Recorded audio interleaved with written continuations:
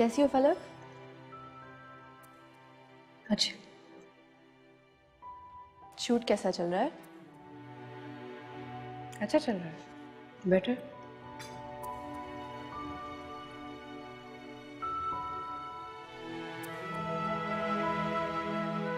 तुम बताओ, तुम्हारा ऑफिस कैसा जा रहा है? किसी और काम के लिए वक्त ही नहीं मिलता होगा। हाँ, वक्त कहाँ मिलता है। जहाँ दिल लगा हो वहाँ किसी और चीज के लिए वक्त कहाँ मिलता है। I mean, तुम्हें अपने काम से मोहब्बत हो गई है ना, इसलिए तुम खुश हो। हाँ, ऐसे ही है।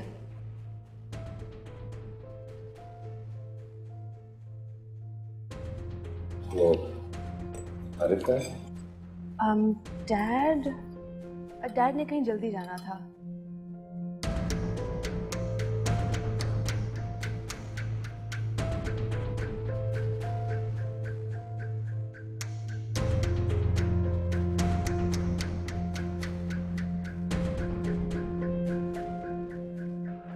कहाँ जा रही है?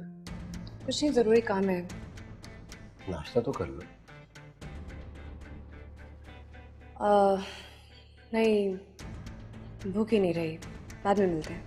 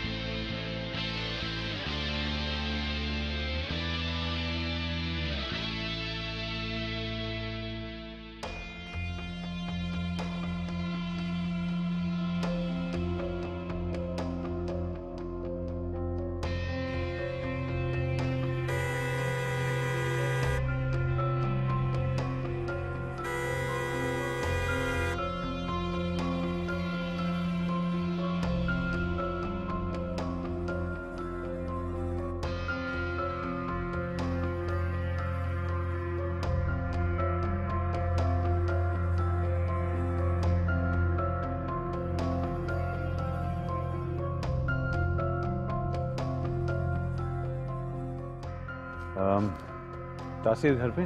नहीं सर, ऑफिस में है। और फलक? जी मैम, घर पे हैं।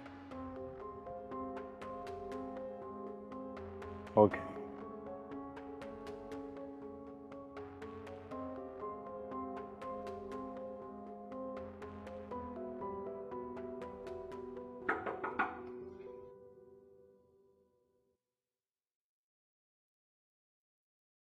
हेलो तासीर, कैसे हो? फाइन। बहुत दिन हो गए तुमसे मुलाकात नहीं हुई। तो मुझसे मिलने आई या कोई और वजह भी है? तुम ठीक कह रहे हो। अब इस ऑफिस में तुम अकेले नहीं हो। मेरे यहां आने की वजह कोई और है। वैसे जिस वजह से मैं यहां आया हूं वो वजह इस वक्त एक मीटिंग में बिजी है। मैंने सोचा थोड़ा सा टाइम है, मैं वो टाइम तुम्हारे साथ स्पेंड कर लूं। बस मंशा फ्री हो जाए। तो कोई काम है मंशा से? तुम्हें मंशा ने मेरे नॉवल के बारे में नहीं बताया जो मैं उसके साथ मिलकर लिख रहा हूं? हाँ, जिक्र तो किया था उसने। यार वो एक बहुत अच्छी राइटर है तासीर। मैंने तो उसे बहुत बार कहा कि वो बोरिंग सी जॉब छोड़े और मेरे साथ राइटिंग को पूरा वक्त दे। और मंशा ने क्या कहा तुमसे? यार फिलहाल तो वो ये जॉब नहीं छोड़ रही, लेकिन मुझे लगता है कि वो तुमसे घबराती है। घर पे चाहे तुम उसके कुछ भी हो, लेकिन ऑफिस में तो तुम उसके बॉस हो ना। शायद तुम ही उसे समझाओ, मेरा काम आसान करवा दो। फिर दूसरे कामों में लग जाता। वो जॉब करना चाहती है, नहीं करना चाहती है, ना करे। मेरा ख्याल है वो तुम्हारे साथ नहीं जा सकती और इस वक्त वो बिजी है। तुम्हें शूट के लिए देर नहीं हो रही? फलक ने तुम्हें बताया नहीं? हमारी शूट तो कब से रुकी हुई है। हाँ, जिक्र तो किया था उसने।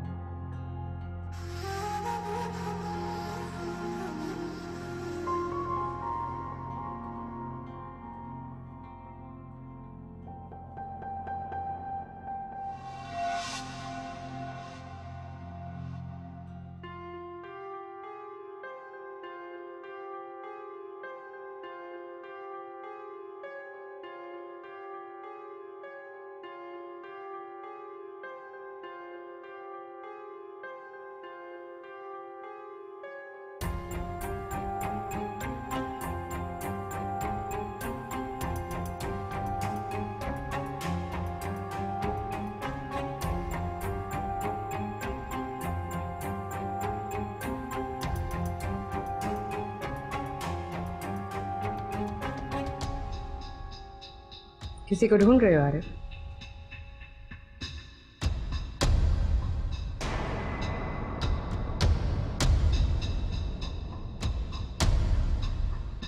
मेरे नसीब को शायद मुझ पर रहम आ गया कि तुम मेरे इंतजार में थी। तुम्हें यकीन था कि मैं जरूर आऊंगा।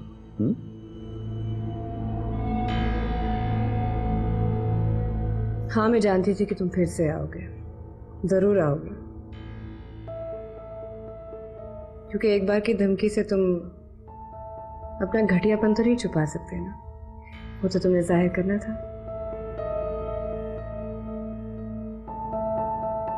कितने अच्छे तरीके से जानती हो तुम मुझे। मेरे आने की उम्मीद थी तुम्हें। मेरे लिए तो इतना ही काफी है। तुम्हें क्या लगता है आरिफ कि मुझे नहीं पता मेरे घर में क्या हो रहा है और ये सब कौन कर रहा है? क्या मैं नहीं जानती कि भीख में दी गई इज्जत को तुम कितने घटिया तरीके से इस्तेमाल कर रहे हो?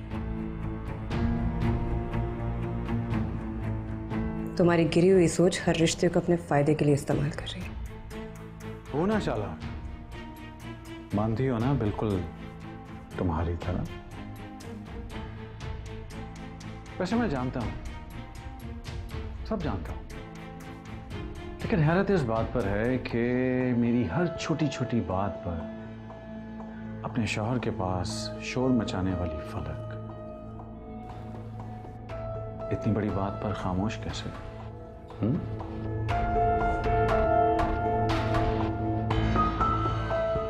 देख रही है कि उसकी जगह कोई और आ गया।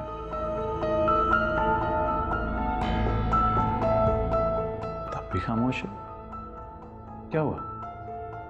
डर लग रहा है कि अगर जबान खोली तो जितनी बची खुची शादी है वो भी खत्म हो जाएगी।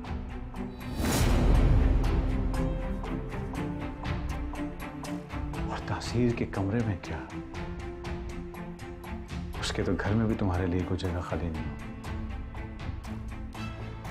अगर मेरा और तासीर का रिश्ता इतना कमजोर हो कि तुम्हारी एक चाल से टूट जाए तो ये रिश्ता इतने सालों तक न चलता। डार्लिंग, शायद तुम भूल रही हो कि इतने सालों तक मैं नहीं था, लेकिन अब मैं हूं, सिर्फ तुम्हारे लिए हूं। फिक्र मत करो, मैंने सबको अपने रास्ते से हटा दिया। हाँ,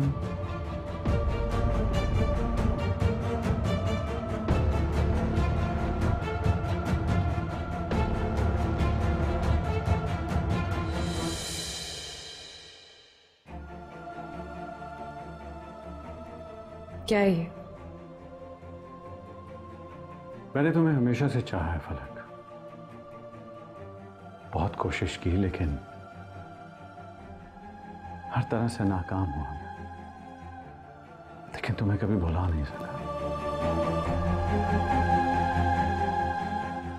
मैं तुम्हें शायद रिजवान तासीर जैसी जिंदगी तो नहीं दे सकता, लेकिन मोहब्बत में तुम्हें उससे कई गुना ज्यादा कर सकता हूं।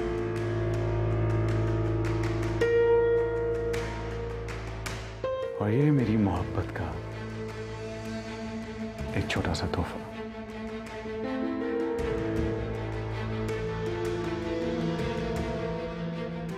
मैं ये भी जानता हूं कि शायद तुम ये तोहफा एक्सेप्ट नहीं करो, उठाकर फेंक भी दो, लेकिन जब तक तुम्हारे इस खूबसूरत चेहरे पर मुस्कुराहट नहीं देखूंगा तब तक अपनी मोहब्बत का यूं ही इजहार करता रहूंगा। मोहब्बत का इजहार तुम जैसा शख्स सिर्फ नफरत जानता है और सिर्फ नफरत के काबिल ही है। तुम्हारी नफरत भी कबूल है मुझे फलक। देखो ना, रिजवान कितना बदनसीब है, तुम्हें ठुकरा कर किसी और को अपना लिया।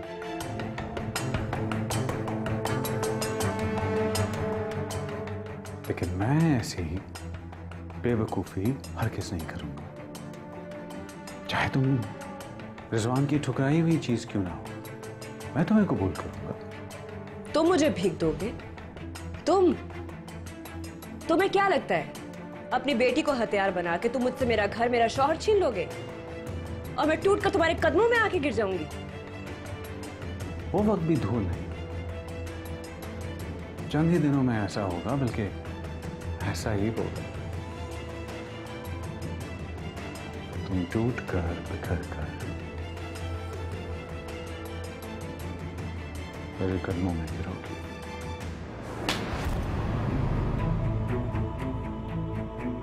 ये गलती फिर से मत करना। आदत डाल लो मुझसे अच्छी तरह बात करने की।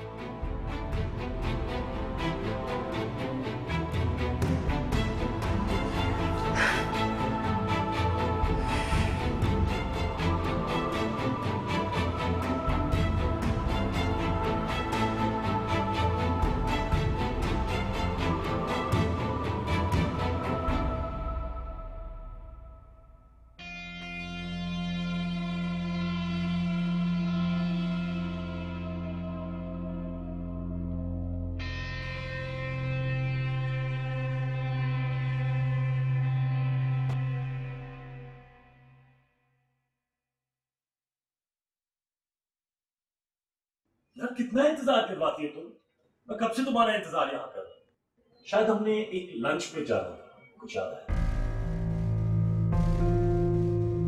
अब तुम्हें पता चल गया ना, चलो चलते। नहीं, फिलहाल मेरा यहाँ बहुत काम है, मैं कहीं नहीं जा सकती। देखा, ये तुमसे घबराकर अब लंच पे जाने से मना कर रहे हैं। ऐसी कोई बात नहीं है। प्लीज आई रिक्वेस्ट, प्लीज इजाजत दे दो इसे। ओके। मुझे बहुत भूख लगी है, अब चलो चलते हैं। सी यू।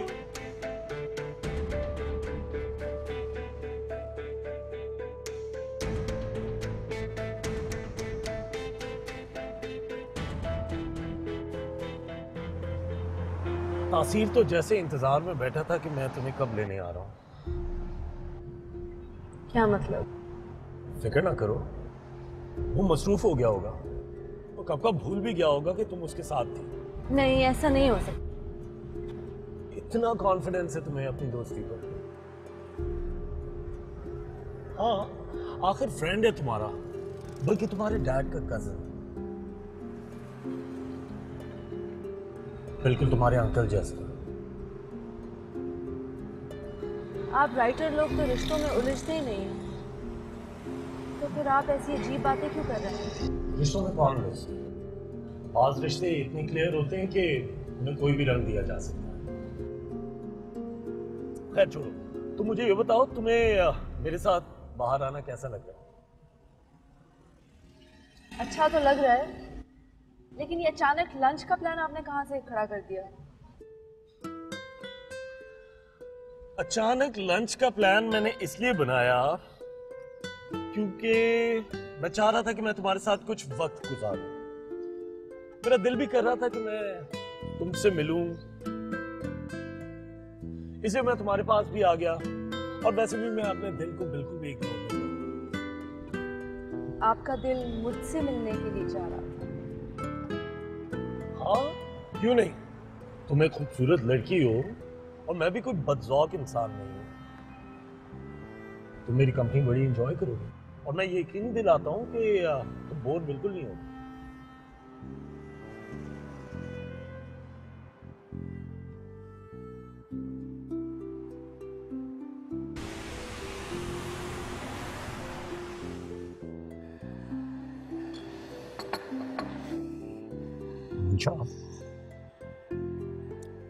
रिलैक्स हो जाओ, तुम्हारा आज इम्तिहान नहीं है। और अगर आज तुम्हारा इम्तिहान है भी तो मैं ये तय कर चुका हूं कि मैं तुम्हें पास कर दूंगा।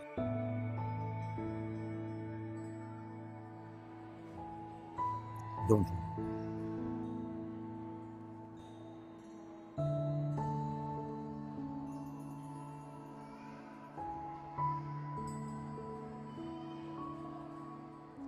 मंशा, मैंने तुम्हें कुछ लिखने को कहा था।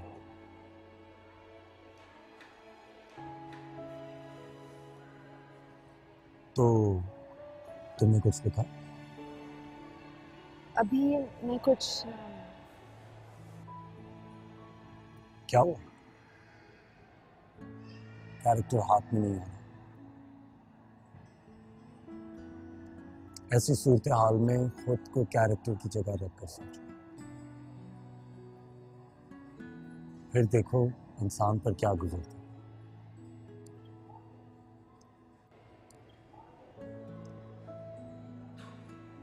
एक ऐसी औरत जो अपने शौहर से पूरी वफादारी से प्यार करती हो और उसकी हर ड्यूटी अंजाम देती हो, और शौहर भी उसका कभी दीवाना हुआ हो, ऐसे कपल के दरमियान अगर कोई तीसरा खामखा आ जाए और उसकी मोहब्बत पर कब्जा कर जाए, उसके हिस्से की पावर पर कब्जा कर जाए, तो सोचो उस बेचारी पर क्या गुजरेगा। लेकिन वो चुप क्यों है? बाज लोग अपनी मोहब्बत का भरम किसी भी कीमत पर नहीं टूटने देते। वो खुद को मजबूत बनाकर पूरी दुनिया के सामने टुकड़े टुकड़े नहीं होते। बहुत सब्र और बर्दाश्त के साथ उनके रास्ते में जितने भी बिछे हुए कांटे होते हैं उनसे वो निकल जाते हैं।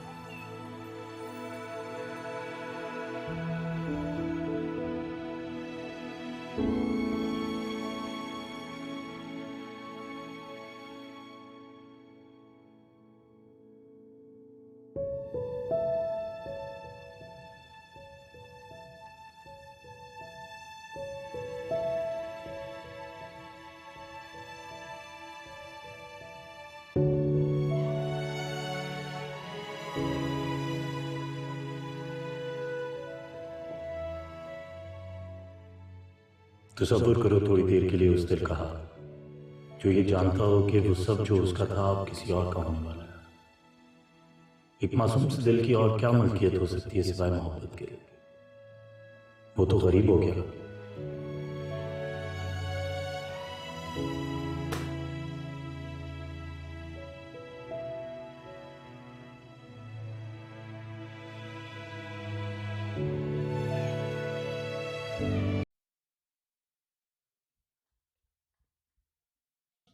रानी जी फलक घर पर है? जी मैम, अंदर है, बुलाऊं?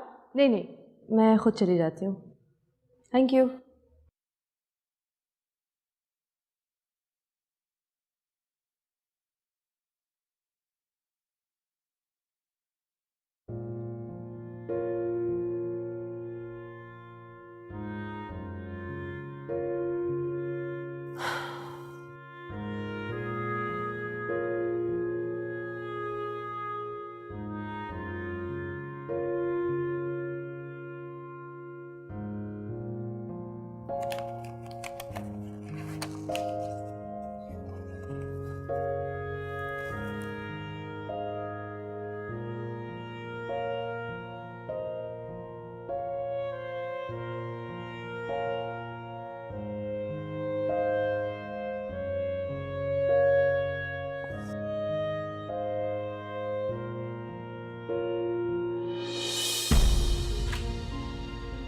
मैं उठा लेती हूँ फलक। मैं उठा लेती हूँ।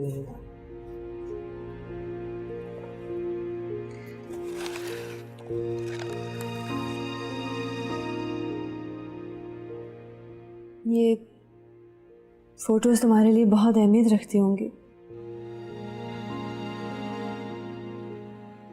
शायद इन तस्वीरों लेटर्स के अलावा अब मेरे पास कुछ भी नहीं है।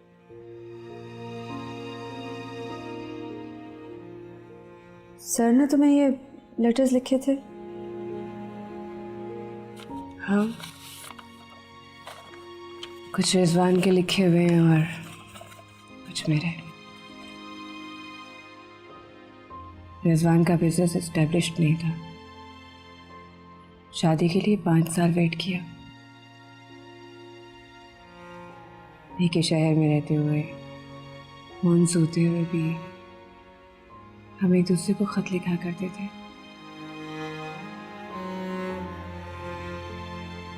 शायद ही कोई ऐसा हफ्ता हो जब हमने एक दूसरे को खत ना लिखा हो।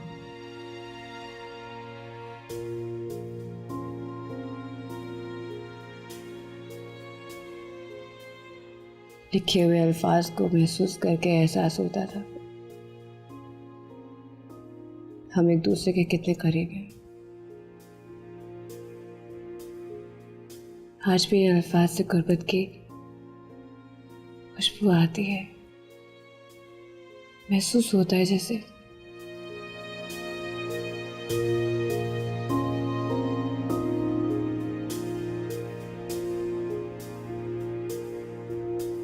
यही मेरा सब कुछ है,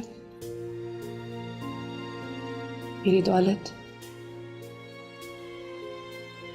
अगर ये ना होते तो बिल्कुल तन्हा हो जाती।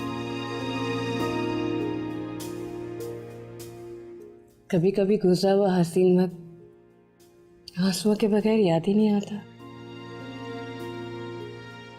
और दिल चाहता है कि वक्त को पीछे घुमाकर फिर से वहीं से जिया जाए। फलक, मुझे काम याद आ गया, मैं चलती हूँ। ओके?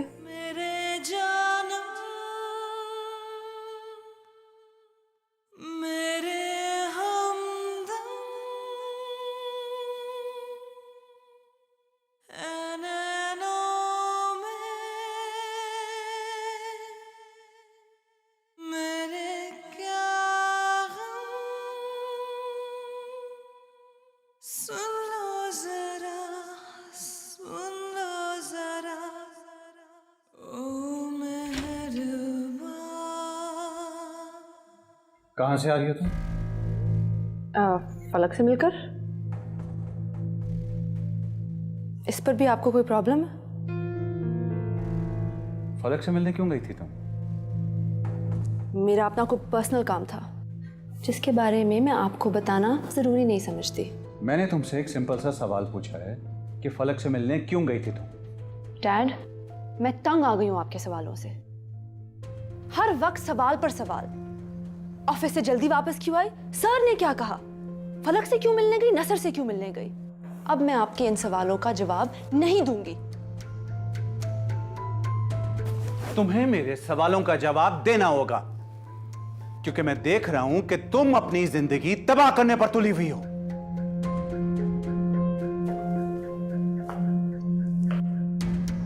तुम क्या समझती हो कि तुम अपनी जिंदगी के फैसले करने की सलाहियत रखती हो? हरगिज़ नहीं। हां, मैं तुम पर नजर रखता हूं नजर, ताकि तुम बेतुके फैसले ना कर सको। मैं आपको ऐसा कुछ भी करने का हक नहीं देती।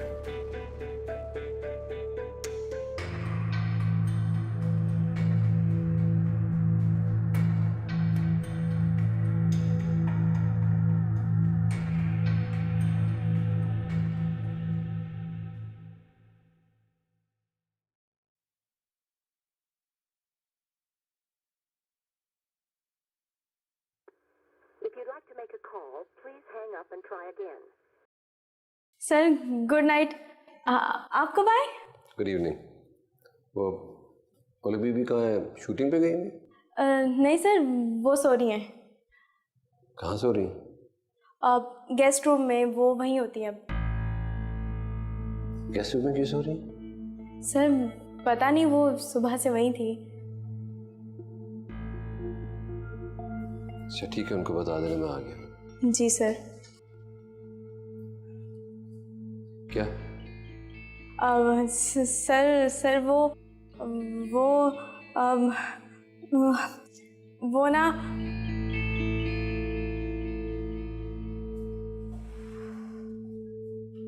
शुक्र है।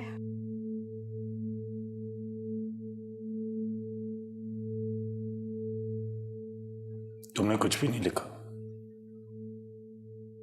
नहीं। क्यों? क्यों नहीं लिखा? ये मेरे लिए बहुत मुश्किल है।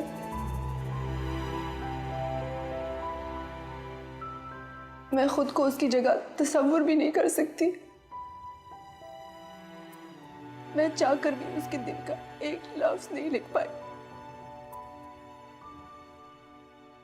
इंसान खुद पर इतना जुल्म कैसे कर सकता है?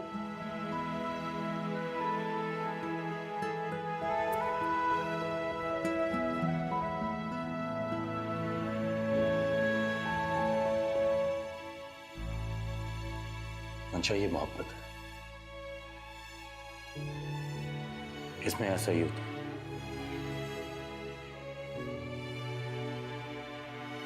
एक अजब सी मिठास है इसकी दर्द, जिसका नशा ऐसा सर चढ़ जाता है कि जालिम कब मजलूम बन जाए और मजलूम कब जालिम बन जाए पता ही नहीं चलता।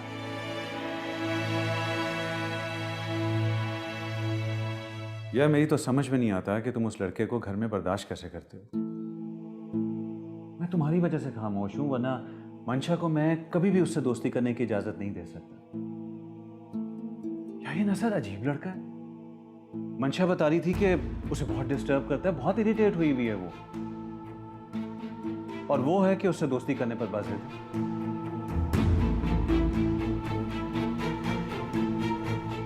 देखो रिजवान, मंशा तुम्हारे साथ रहना चाहती है, मेरा मतलब है जॉब के लिए। और यार वो आता है और मंशा को ऑफिस से जबरदस्ती अपने साथ ले जाता है। या प्लीज तुम फलक से कहो कि अपने आवारा दोस्त को खुद समझाए। अगर मैंने कुछ कह दिया ना तो फलक की नजरों में फिर मैं ही गुनहगार हो जाऊंगा। मैं समझ सकता हूँ, तुम फिक्र ना करो, मैं कल ही फलक से बात करूंगा।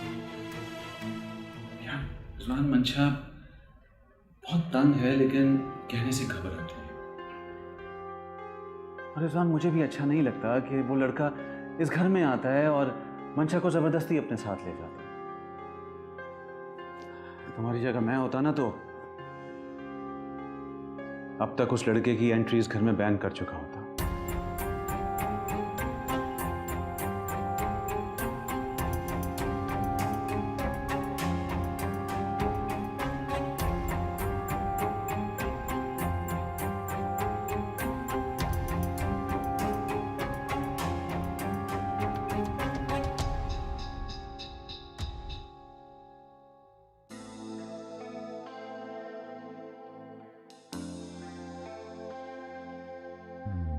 चलते हुए सितारे छूने लगे किनारे, क्यों रात दिन जलने लगे और आसमां पिघलने लगे, गिरने लगे। मैम, आप उठ गई? खाना लगाओ? नहीं, मुझे भूख नहीं है। बच्चे कहाँ हैं? बच्चे सो रहे हैं। खाना खाया उन्होंने? जी, और वो सर भी आए थे। आए थे क्या मतलब? आप कहाँ गए? वो आरिफ सर की तरफ गए।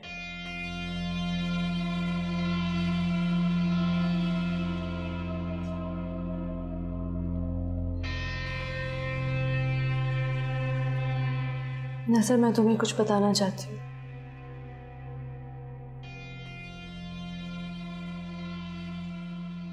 तासीर और मैं एक दूसरे से मोहब्बत करते हैं। What?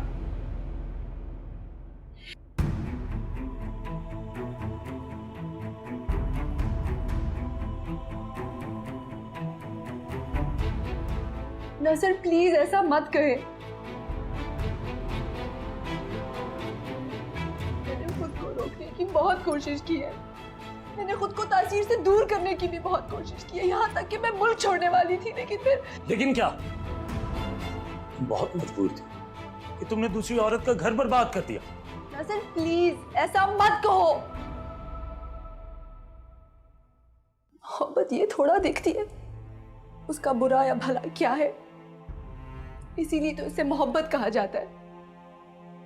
क्योंकि ये अंधी होती है।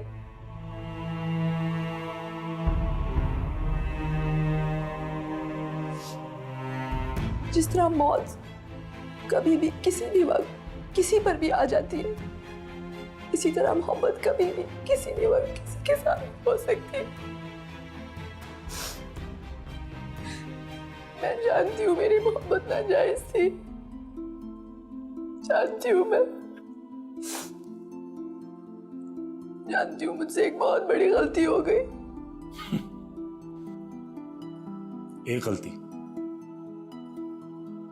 तुम्हें पता है तुम्हारी इस एक गलती की वजह से किसी दूसरी औरत का घर बर्बाद हो गया? जानती हो, तुमने सिर्फ अभी तक अपने बाप का बैंकरप्ट होता हुआ बिजनेस देखा है, कभी किसी की मोहब्बत का दिवालिया होते हुए नहीं देखा। मैं देख रही हूँ, मैं सब कुछ देख रही हूँ। कुछ नहीं देख रही तुम। अगर तुम देख रही होती तो तुम फलक का हाल देखती। बिल्कुल अंदर से अकेली हो चुकी है, उसकी आंखें हमेशा नम रहती हैं, खुद को वो बिल्कुल अकेला पाती है सिर्फ तुम्हारी वजह से। जानती हो तुम, मेरी एक बात का जवाब दो मंशा आरिफ, क्या एक पढ़ी लिखी औरत की जिंदगी का मकसद सिर्फ यही हो सकता है कि वो किसी अमीर आदमी से शादी कर ले? और चाहे वो अमीर आदमी किसी दूसरी औरत का मियां ही क्यों ना हो। अमीर लड़की का ख्वाब दौलत नहीं थी, सिर्फ मोहब्बत थी। और रियली? तो यही तासीर अगर कोई आम सा क्लर्क होता तो फिर भी तुम इस शादीशुदा से मोहब्बत करती। मैं उसकी मोहब्बत को नहीं खींचा, बल्कि करोड़ों पर खड़े हुए अकाउंट ने जीरो पर बैठे हुए अकाउंट को अपनी तरफ खींचा।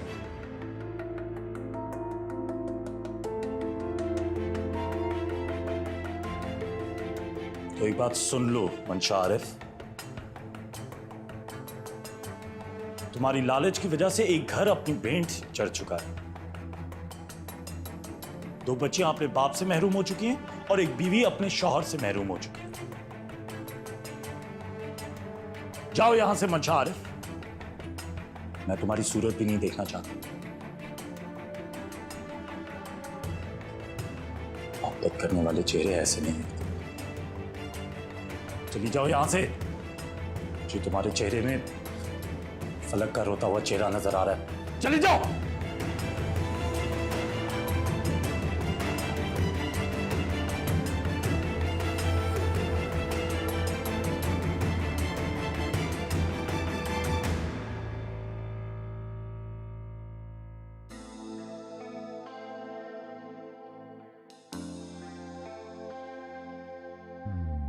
चलते हुए सितारे छूने लगे किनारे, क्यों रात दिन जलने लगे और आसमां पिघलने लगे, गिरने लगे। मेरे जानम, मेरे हमदम है नैनों में, मेरे क्या गम, सुन लो जरा, सुन लो जरा। रानी, जी वो मंशा आई है? नहीं सर। वो फलक का है? सर वो तो अभी तक वापस नहीं आई है। मंशा आ जाए ना तो उससे कह देना मैं उसका स्टडी में इंतजार कर रहा हूँ। जी सर।